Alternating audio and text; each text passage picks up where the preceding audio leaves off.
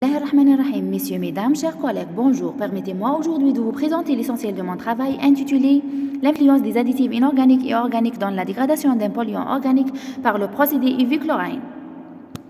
L'eau reçut habituellement plusieurs types de rejets et de déchets contenant des polluants organiques provenant de diverses activités industrielles et humaines. Parmi ces polluants, on a les colorants, qu'ils ont un grand risque sur l'environnement et la santé.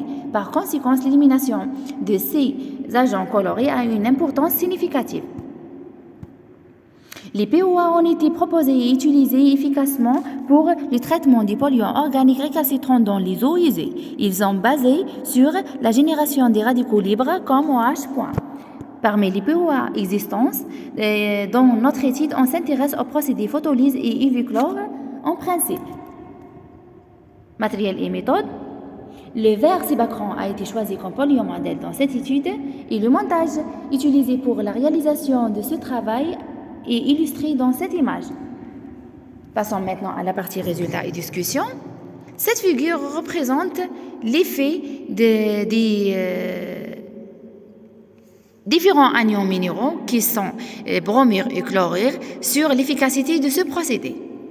Une accélération notable de la dégradation du colorant a été obtenue avec des additions de chlorure et bromure après seulement 1 minute et une augmentation de 15 vers 20% de taux d'élimination en présence de Cl- et Br-, respectivement à 1 millimolaire. Cependant, aucune augmentation supplémentaire de la vitesse de dégradation a été observée pour les concentrations élevées de ces deux anions.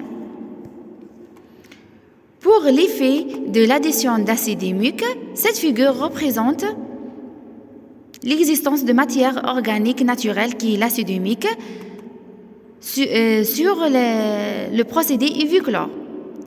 Une inhibition significative a été observée avec l'acide humique.